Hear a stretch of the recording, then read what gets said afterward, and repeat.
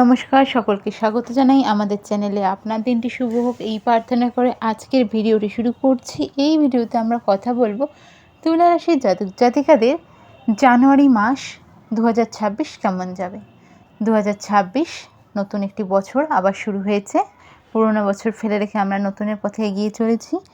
2026কে যোগ করলে যোগফল দাঁড়ায় 1, 2 + 0 + 2 + 6 টোটাল হয় 10, আর 1 + 0 হয় 1।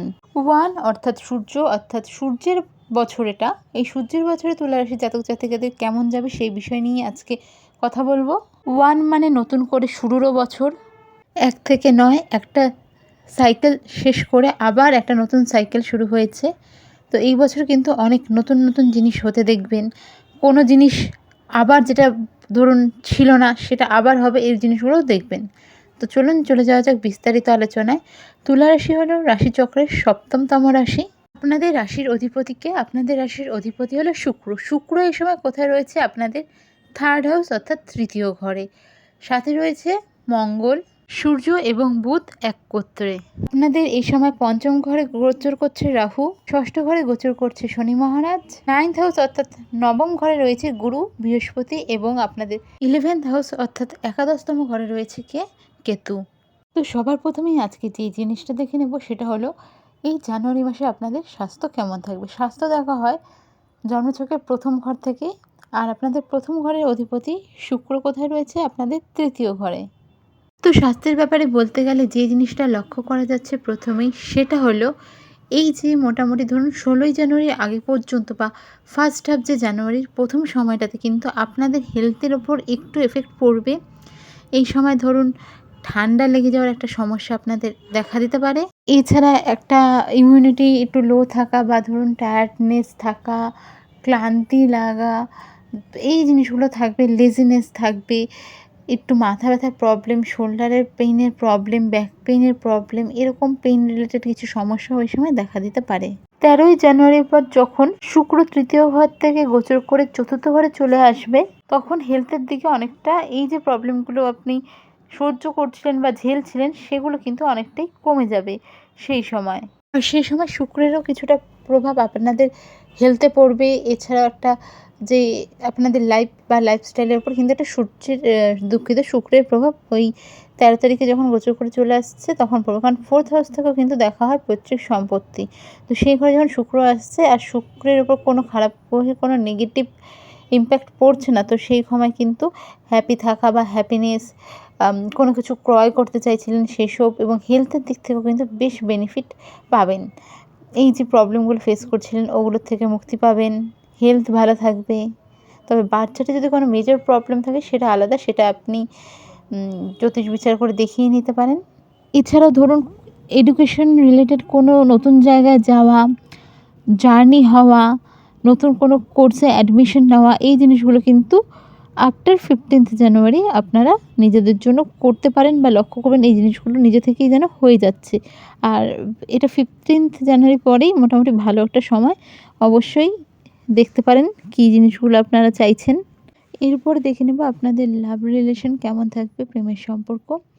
আপনাদের 5ম ঘর থেকে বা যে কোনো রাশিতেই জাতক জাতিকাদের 5ম ঘর থেকে কিন্তু লাভ রিলেশনটা দেখা হয়ে থাকে। আর আপনাদের 5মের অধিপতি শনি মহারাজ। এই সময় কিন্তু বৃহস্পতির দৃষ্টি পড়ছে আপনাদের এই 5th হাউসে। আর প্রায় 18 বছর পর রাহু এই 5th হাউসে আসে যখন, রাহু কিন্তু কিছু প্রবলেম ক্রিয়েট করে থাকে। রাহুকে আমরা ছালাবা গ্রহও বলে থাকি, ইলিউশন। তো সেখানে আপনাদের রিলেশনের ক্ষেত্রে কিন্তু তার এফেক্ট অবশ্যই পড়বে। সেক্ষেত্রে ধরুন সুন্দর একটা রিলেশন হঠাৎ করে সেটার মধ্যে প্রবলেম ক্রিয়েট করা, হঠাৎ করে মানে একটা ধরুন অনেক দিনের রিলেশন, সেখানে হঠাৎ করে রাতারাতি কোনো একটা রিজন, হয়তো কোনো থার্ড পার্সন কিছু বলে দিল, সেটা নিয়ে একটা মিসআন্ডারস্ট্যান্ডিং হয়ে যাওয়া, সেটা নিয়ে অশান্তি হওয়া, এই জিনিসগুলো, সন্দেহ করা একে অপরকে, এই জিনিসগুলো কিন্তু এই সময় হতে চলেছে। তো কথা বলবেন, কথা বলে যেই প্রবলেমগুলো আছে এইগুলো ঠিক করে নেবেন। এই সময় কিন্তু এরকম সিচুয়েশনও থাকবে, হয়তো আপনি জানেন আপনি কী বলতে চাইছেন কিন্তু সেটা আপনি না বলে উল্টোপাল্টা কথা বলে ঝগড়াগুলোকে বাড়াচ্ছেন। কারণ মনে হচ্ছে আপনার ইগো হার্ট হচ্ছে। সে আপনি মেল অথবা ফিমেল যেই হন না কেন, কথা বলবেন, কথা বলে সমস্যার সমাধান করে নেবেন। কারণ খুব বড় সমস্যা না থাকলেও এই ছোটো ছোটো সমস্যাগুলি কিন্তু বড় সমস্যা তৈরি করতে পারে। আদারওয়াইজ মোটামুটি ভালো। নিজেদের মধ্যে প্রবলেম থাকবে, ওগুলো অকারণে কিছু সমস্যা এই সময় মনে হবে হয়েছে। তো নিজেদের মধ্যে কথা বলুন। খুব বেশি যে কোনো সমস্যা আছে তা থাকছে না। তবে এরকম ধরনের সমস্যাগুলো থাকছে। এরপরে আমরা দেখে নেব যে আপনাদের এডুকেশন কেমন থাকবে। এই এডুকেশনও দেখায় কোথা থেকে? 5th হাউস থেকে। আপনাদের 5th হাউসের লর্ড হলো শনি মহারাজ। আর আপনাদের এই সময় 5th হাউসে বলেইছি আগেও যে বৃহস্পতির দৃষ্টি পড়ছে। মোটামুটি কিছুটা একই সিচুয়েশান থাকবে, যেহেতু রাহু থাকছে আর শনি মহারাজ থাকছে 6th হাউসে। তো এই সময় কিন্তু পড়াশোনায় মন না বসা, ডাউটস থাকা, নিজের ওপর কনফিউজ থাকা, এই জিনিসগুলো হবে।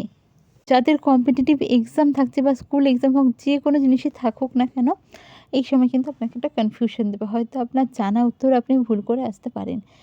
এর সাথে সাথে হচ্ছে নিজের ওপর সেলফ ডাউট থাকা, ডিসিশন মেকিংয়ে প্রবলেম, এই সমস্যাগুলো কিন্তু আপনাদের এই সময় দেখা দিতে পারে। তো সেক্ষেত্রে মাথা ঠান্ডা রেখে কিন্তু আপনাকে প্রত্যেকটা ডিসিশন এই সময় নিতে হচ্ছে। এরপরে আমরা দেখে দেব যে লাভ লাইফ হয়ে গেল, এডুকেশন হয়ে গেল, এখন ম্যারেজ লাইফ কেমন থাকবে, বৈবাহিক জীবন কেমন থাকবে। এটা দেখা হয় জাতক জাতিকাদের জন্মছকের সপ্তম অর্থাৎ 7th হাউস থেকে। আপনাদের সপ্তমের অধিপতিকে মঙ্গল। মঙ্গলের সময় কোথায় রয়েছে? আপনাদের 3rd হাউসে বুধ, শুক্র এবং রবির সাথে 4th হাউসে চলে আসবে।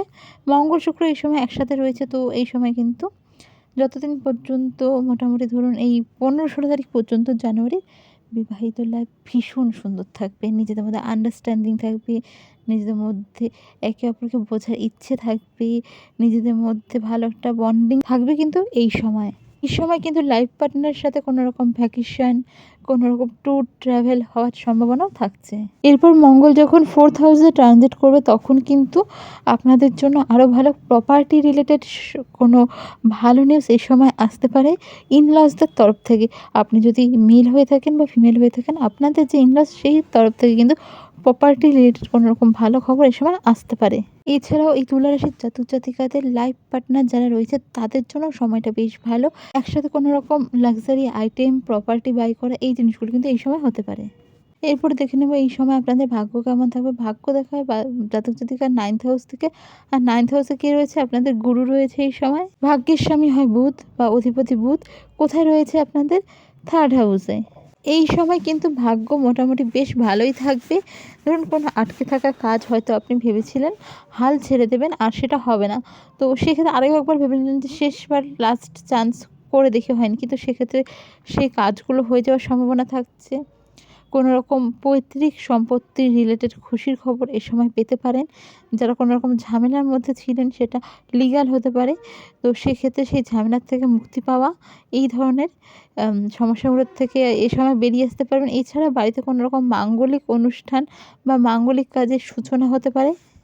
এখানে একটা বিষয় হলো ভাগ্যের ক্ষেত্রে, যে যারা ভাগ্যের কারণে বারবার কোনো কাজে আটকে যাচ্ছিলেন, লাইফে অবস্টেকলস আসছিল, এই সময় কিন্তু তার থেকে বেরিয়ে কাজ করে নিতে আপনারা সক্ষম হচ্ছেন। এই সময় কিন্তু যারা ট্রেডিং, ইনভেস্টমেন্ট, শেয়ার মার্কেটিং বা এরকম রিলেটেড প্রপার্টি সেল বাই করার সাথে যুক্ত, এরকম কাজের সাথে যুক্ত রয়েছেন, তাদের ক্ষেত্রেও সময়টা ভালোই থাকবে বেশ। এরপরে দেখে নেওয়া যাক ক্যারিয়ার কেমন থাকবে এই সময়।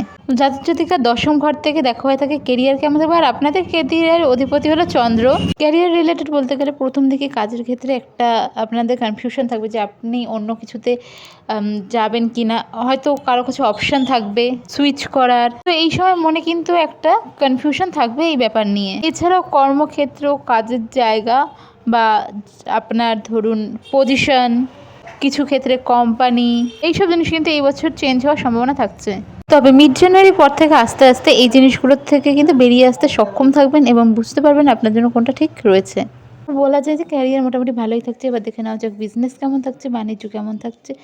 যারা লোহা রিলেটেড, টিন রিলেটেড জিনিসের সাথে রয়েছেন, তাদের এই মাসে কিছুটা বিজনেস ডাউন যেতে পারে। তবে মার্কেটিংয়ের সাথে যারা যুক্ত রয়েছেন তাদের ক্ষেত্রে মোটামুটি ভালো সময় থাকবে। এছাড়াও ট্যুর রিলেটেড বিজনেস যাদের রয়েছে, এছাড়াও গ্রসারি আইটেম রিলেটেড যাদের বিজনেস রয়েছে, তাদের জন্য কিন্তু সময়টা বেশ ভালো যাবে এই সময়। এই সময় রেমেডি হিসাবে আপনারা কি করবেন? প্রতিদিন শুক্রের বীজ মন্ত্রের জপ করুন। প্রতিদিন সন্ধ্যার পর একটি সর্ষের তেলের প্রদীপ আপনার বেডরুমের বাইরে জ্বালিয়ে রাখুন। এতে কিন্তু স্বাস্থ্যের দিকে অনেকটা আপনারা রিলিফ পাবেন। বা আপনার ইষ্ট দেবতাকে উদ্দেশ্য করে প্রদীপটি জ্বালাবেন। প্রতিদিন হনুমান চালিসার পাঠ করুন। চেষ্টা করবেন প্রতিদিন সকালবেলা ঘুম থেকে ওঠার।